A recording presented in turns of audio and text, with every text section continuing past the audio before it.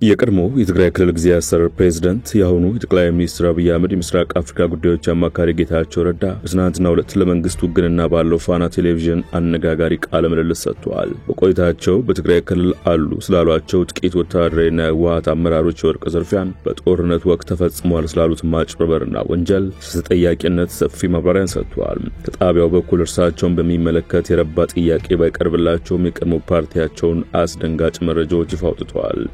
ምልልስ መቼ እንደተቀረጸ ባይታወቅም እንዲተላለፍ የተደረገው ግን በህወሓት የምርጫ ቦርድ ስረዛ ዋዜማም ጥቂት ቀናት አስቀድሞ መሆኑ የቃለ ምልልሱን አንገብጋቢነት በግልጽ ያሳየው ነው። በተከታዮቹ ደቂቃዎችም የጌታቸውን ቃለ ምልልስ ዋና ዋና ይዘቶችና ተዛማች ጉዳዮች እንዳስሳለን። አብረን እንቆይ።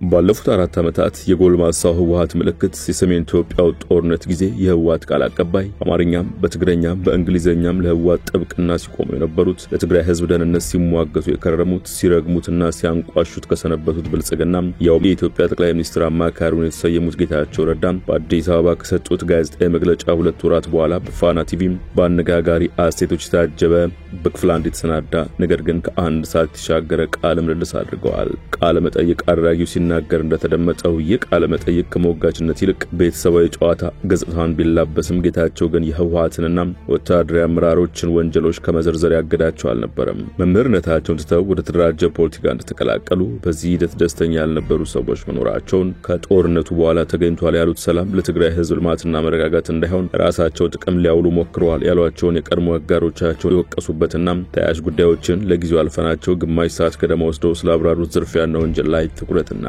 የወርቅ ንግድን በተመለከተ ማብራሪያ የሰጡት ጌታቸው ብዙሃኑ ይህ ንግድ የተጀመረው ከፕሪቶሪያው ስምምነት መፈረም በኋላ ይመስለዋል ይላሉ። ነገሩ ግን ከዚያም እንደሚያልፍ አመልክተዋል። እኔና ሌሎች ባልደረቦች በጦርነቱ የተዋጋነው አምነንበት ነው የሚሉት ጌታቸው በዚህ ዙሪያ ለተወጡት ሚናም እውቅና አልነፍግም ይላሉ። ይሁንና ጦርነቱ በሺዎች ወጣቶችን በሚበላበት የመጀመሪያ ወቅት ምሽግ ለመቆፈር የወጡ ኤክስካቫተሮች ወርቅ ለመልቀም የሚጠቀሙበት አዛዦች ነበሩ ብለዋል። እነርሱ ሲዋሹ ይገርመኛል ያሉት ጠቅላይ ሚኒስትሩ አማካሪ እኔ ግን በቃኝ እስካሁን ያዋሸሁት የታገስኩት ይበቃኛል ሲሉ ተደምጠዋል። በትግራይ ክልል በጦፈ ጦርነት መሃል ጭምር ሲከናወኑ ነበሩ ያሏቸውን ወንጀሎችን በይፋ ዘርዝረዋል። ከነዚህ ወንጀሎች መካከል የሰው ልጅ በኮታ መሸጥ ዋነኛው ነው። ሰው ሲሸጡ የነበሩ አሉ ሲሉ ይቀጥላሉ ጌታቸው። ኤርትራውያን በተለይ ይሸጡ ነበር ያሉት ጌታቸው ዓላማው የኤርትራን ጦር ማፍረስ እንደነበር አልደበቁም። በዚህ ሂደት ኤርትራውያንን መሸጥ ንብረት ነበር የሚባሉ ይላሉ። እናም እንደ አመራር የኤርትራን ጦር ማፍረስ የሚል ዓላማ የነበረን ቢሆንም ይህንን አላግባብ ሰዎችን በማገት ማለትም ገንዘብ ያላቸውን ኤርትራውያንን በማገት $1000 ከውጭ በማስላክ ከዓላማ ውጪ ገንዘብ ያላቸውን ብቻ በቁጥጥር ስር በማዋል ዶላር ሲሰበስቡ የነበሩት በኋላ በትግራይ ተወላጆች ላይ ጭምር አድርገውታል ሲሉ ተናግረዋል። እኔ እስካሁን ያዋሸሁት ይበቃኛል፣ እስካሁን የታገስኩት ይበቃኛል። ሰው ሲሸጡ የሚኖሩ ሰዎች አሉ። ኤርትራዊ መሸጥ ንብረት ነው የሚባለው፣ ንብረት ነው የሚለው አውርደናል አውርደዋል ይታፍንና እንግዲህ ዓላማው የኤርትራን ሰራዊት እናፍርሰው የሚል ነበር በእኛ በኩል። ኤርትራን ሰራዊት ለማፍረስ ግን ሰዎች እንዲመጡ ማድረግ ነው። ግን ኤርትራን ሰራዊት ማፍረስ ዘመቻ ጀምራለሁ ብሎ ይሄን የሚመራው ወገን ገንዘብ ያላቸውን ሰዎች ብቻ ነው ማፍረስ የሚችለው። ስለዚህ የደሃ ልጅ ወጥሮ ሊዋጋ ይገደዳል ማለት ነው። ከያዝኩ በኋላ 27 ወጣት አንድ ቤት ተዘጋና ቤተሰቦች ያሏቸው የሚባሉ ውጭ ሀገር ያሉ ሰዎች አካውንት እየተጠየቀ እያንዳንዱ ሰው ሚኒመም $4000 እንዲያስገባ ተደርጎ 20 ሰው ካፈንክ $80,000 ታስገባለህ። በዚህ የውጭ አካውንት ከፍተው በሺዎች የሚቆጠሩ ሰዎችን እየሸጡ እያገቱ አሁን በኤርትራነት ጀመረ መጨረሻ ወደ ትግራይ ተወላጆች ዞር። ይሄን አመራር የሚሰጡ ከፍተኛ አመራሮች አሉ። የጌታቸውን ውዛዜ ቀጥሏል። ይህንን ይመራል ያሉት የመረጃ መምሪያ ኃላፊ እርምጃ እንዲወሰድበት ወይም ከስራ እንዲነሳ በሚል ወስነን ስናበቃ ለማስፈጸም ኃላፊነት የሚሰጣቸው ሰዎች የኔ ሰዎች ናቸው ሲሉ የሚያስታውሱት የቀድሞ ፕሬዝዳንት ጸጥታ ኃላፊዎች በዚህ ዙሪያ ስላላቸው ሚና ወደ መዘርዘር ይሻገራሉ።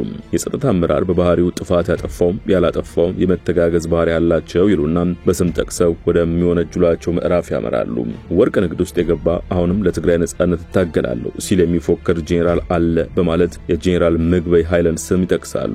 ጄኔራል ምግበይ የሰሩት ጀግንነት ወጣቱን መስዋዕት ተደርጎ የመጣ ነው። እነዛን ወጣቶች ወደ ስደት በሚያመራ የወርቅ ንግድ ገብተው ሲያበቁ ይህን ንግዳቸውን የትግራይን ግዛት አንድነት የማረጋገጥ አድርገው ሲያቀርቡት ወጣቱን ለሌላ መስዋዕትነት ሊዳርጉት መሆኑን ጠቁመዋል። ከምግበይ በተጨማሪ ኃይለ ሥላሴ ሲሉ የጠሯቸው ግለሰብና መሰሎቻቸው በወንጀል ተነክረዋል የሚሉት ጌታቸው ሰላም ከመጣና ከተረጋገጠ ይህን ስለሚያጡ መረጋጋት እንዲኖር አይፈልጉም ብለዋቸዋል። ቀጥለውም የፌዴራሉ መንግስት የሚያነሳው የባህር በር ጥያቄ በርሳቸው ገለጻ የወደብ ፍላጎት ምክንያት ውጊያ ይገጥማል ብለው ስለሚያስቡም ስፍራው ትግራይ እንዲሆን ይፈልጋሉ ባይ ናቸው።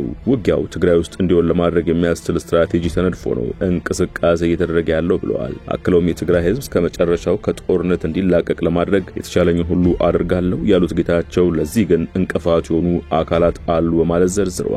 ከነርሱ መካከል ወርቅ ዘራፊዎች ዋነኞቹ መሆናቸውን አመልክተዋል። የግንባር አዛዥ ነኝ ይበሉ እንጂ ወርቅ ሲዘርፉ ነው የሚውሉት ሲሉም አክለዋል። ምሳሌም ሲጠቅሱ በ2014 ዳባት ደባርቅና ሊማሊሞ ጦርነት እየተካሄደ ጦርነቱንም በርቀት ሲመራ የነበረ ሰው በተመሳሳይ ሰዓት ወርቅ በኤክስካቫተር እያወጣ ይሸጥ ነበር ብለዋል። ከዚህ በተጨማሪ ኮምቦልቻ ውስጥ ከባንክ ጋር ተያይዞ ተፈጥሯል ያሉትን ምዝበራ እንዲያብራርተዋል።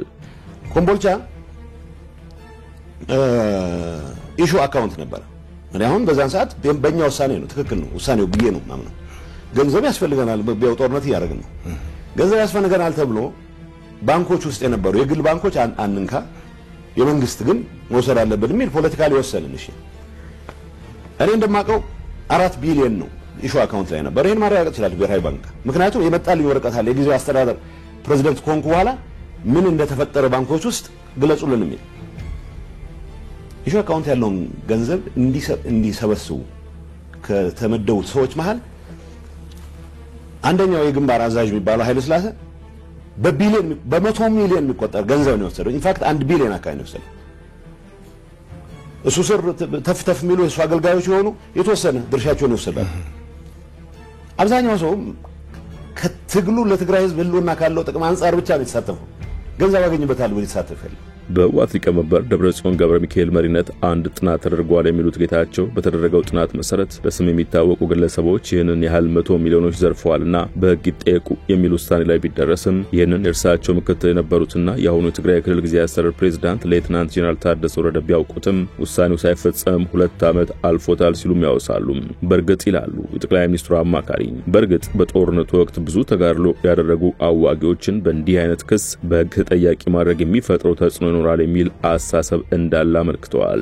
መሮኛል ባሉበት ወቅት እርምጃ እንዲወሰድ ትዕዛዝ ቢሰጡም ሊፈጸም አልቻለም ሲሉም አውስተዋል። እኔን በአስተዳደር ዘመን ያደናቅፉኝ የነበሩት የስርቆት ሰንሰለት ውስጥ ተሳታፊ ባለመሆኔ ነው የሚሉት ጌታቸው ረዳም በስም የሚያገኙት ባንክ አካውንትም ሆነ የመሬት ካርታ የለም ብለዋል። ነገር ግን እነዚህ ሰዎች ለምን ተጠያቂ ማድረግ አልተቻለም ለሚለው ጥያቄ ምላሽ ሰጡ ምክንያቶችን አስቀምጠዋል። የፖለቲካ አመራሩ እነዚህ ወርቅ ነጋዴና የሰዎች ዘራፊ ሲሉ የጠሯቸው አካላት እንዲጠየቁ ባለመፈለጋቸው ሲሆን ምክንያቱም እነርሱም ተጠያቂ ስለሚሆኑ ነው ሲሉ አስረድተዋል። የወንጀል ኢንተርፕራይዝ ሲሉ የጠሩት የትስስር ከትግራይ ህዝብ ጋር ምንም የሚያገናኘው ነገር የለውም ሲሉም ተጣጥሎ አስረድተዋል። በቀጣይ ያነሱት ጉዳይ ግን ብዙ መነጋገሪያ መልእክትን የያዘ ይመስላል። እርሱም ስለ ፋኖና ኤርትራ ያብራሩበት ሲሆን የፋኖ ኃይልና ኤርትራም ከፌዴራሉ መንግስት ጋር ግጭት ውስጥ የገቡት ትግራይ ላይ የጀመርነውን ጦርነት በፕሪቶሪያ ስምምነት መሰረት ቆሟል በሚል ነው ሲሉ መረዳታቸውን አካፍለዋል። እውነት ለመናገር የኤርትራ መንግስትና ፋኖ ከፌደራል መንግስቱ ጋር ግጭት ውስጥ የገቡት ትግራይ ላይ የተጀመረው ጦርነት በፕሪቶሪያ ምክንያት ጋብ ስላለ ነው የተጀመረውን ዘመቻ ማጠናቀቅ አልቻልንም የሚል ነው። ይሄ በይፋ የተነገረ ነው። ይሄ ምን ፕሬዝዳንት ኢሳያስ እኮ ተሆሊፍና ማለት ይሄ ሰው ያደናቀፈን ዘመቻችንን እስከመጨረሻው መቀለ ተገብቶ የትግራይ ህዝብ ወደ ሁሉም ዓለማት ተበትኑ የሚሞተው ሞቶ ትግራይ የሚባል ኤንቲቲ የሚጠፋበት ሁኔታ አጀንዳ ይዞ የመጣ ኃይል አሁን ከዚህ ኃይል ጋር አትሊስት መሰረታዊ የሆነ ፓክት ፈጥረህ የትግራይ ጥቅም ማረጋገጥ ማዕከል አድርገን መንቀሳቀስ ያለብን የህወሓቱ ሰው ጌታቸው ረዳ ይህን ቢሉም በተለይ ፋኖን በተመለከተ ያስተላለፉት መልእክት ግን ከፋኖ ኃይሎች በኩል ከተንጸባረቀው አቋም ጋር ይቃረናል። ለአብነት ዝቅ ሲል ፋኖ ከፍ ሲል የአማራ ህዝብ ጥያቄዎች በህልውና የመኖር በተቀረው ኢትዮጵያ ክፍል በማንነቱ መገደሉ እንዲያበቃ ወደ መዲናው አዲስ አበባ መታወቂያ እየታየ አትገባም መባሉ ደህንነቱ ባልተረጋገጠበት አኳን የልዩ ኃይል ትጥቅ ፍታ መባሉ የውክልና የህገ መንግስት የመሳሰሉ ጥያቄዎች እንጂ ከፌዴራሉ መንግስቱ ጋር የሚያደርጉት ውጊያ ብቸኛ መንስኤ የፕሪቶሪያ ስምምነት አለመሆኑን ለአማራ ውግንናለን የሚሉ ልሂቃን ደጋግመው ተናግረውታል። በርግጥ ልሂቃኑ ብቻ ሳይሆኑ ህዝቡም በተላላቅ ሰላማዊ ሰልፎች ጭምር ጥያቄዎችን በአደባባይ ማቅረቡ ይታወሳል። ነገር ግን ጌታቸው የሚሆኑ ጠያቂው እነዚህን መሰረታዊ ጉዳዮች መተዋቸው አግራሞትን የጫረ ሆኗል። ከጌታቸው ረዳ ቃለ ምልልስ ጋር በተያያዘ አብሮ መነሳት ያለበት ጉዳይ ለምን በትናንትናው ዕለት ግንቦት 4 እንዲተላለፍ ተመረጠ የሚለው መሆኑን የሚጠቅሱት አስተያየት ሰጪዎች ገሚሱ ከህወሓት ጋር ገሚሱ ደግሞ ከጤና ባለሙያዎች ሰሞነኛ አድማ ጋር ያይዘውታል። ከቀዳሚው አመክንዮ ስንጀምር የኢትዮጵያ ብሔራዊ ምርጫ ቦርድ ለህወሓት ጠቅላላ ጉባኤ እንዲያካሄድ የሰጠው ጊዜ ቀነ ገደብ የጌታቸው ቃለ ምልልስ በተላለፈ ማግስት የሚጠናቀቅ በመሆኑ ነው የሚሉት አስተያየት ሰጪዎች ምርጫ ቦርድ የህወሓት ህጋዊነትን ከመሰረዙ አስቀድሞ የህግም የተጠያቂነትም የሞራል ትርክትና መደላደል እየፈጠሩ መሆናቸውን ተናግረዋል። ህወሓት አስቀድሞ ውሳኔውን እንደማይቀበል በመግለጽ ጉባኤ አላደርግም ማለቱ ይታወሳል። ሁለተኛው ምክንያት ከጤና ባለሙያዎች ጥያቄ ጋር የተያያዘ ነው። በመላው ኢትዮጵያ የሚገኙ ጤና ባለሙያዎች መሰረታዊ የሚባሉ ጥያቄዎችን አንግበው መንግስት ምላሽ እንዲሰጥበት ላለፈው አንድ ወር በተከታታይ ሲጠይቁ መክረማቸው ምላሽ ካላገኙ ደግሞ ግንቦት 5 ጀምሮ በየደረጃው የሚተገበር የሥራ ማቆም አድማ እንደሚመቱ ማስጠንቀቃቸው አይዘነጋም። እናም የጌታቸው ቃለ ምልልስ በአድማው ዋዜማ የተሰራጨው የሐኪሞቹን ጥያቄና አጀንዳውን ለመሸፈን የተወረወረ ሌላ አጀንዳ አድርገው ተመልክተውታል። የጌታቸው ቃለ ምልልስ ቀደም ሲል ከተጠቀሱት አሊያም ሌላ ምክንያት ይኖረው እንደሆነ መጪው ጊዜ የሚመልስ ይሆናል። ጠቅላይ ሚኒስትሩ አማካሪ የህወሓትን አመራርና ጥቂት ወታደራዊ አዛዦችን ሲወነጅሉ ባመሹበት የመጀመሪያው ክፍል ቃለ ምልልስ የእርሳቸው ክንፍ እየመሰረተ ነው ስለሚባለው ፓርቲ ያሉት ነገር የለም። ወደ ሸገር ታይምስ ተከታታዮች ለዛሬ ያሰናዳላችሁ ጥንቅር በዚሁ ተቋጭቷል። ስለተከታተላችሁን አመሰግነን። ጤና ይስጥልን።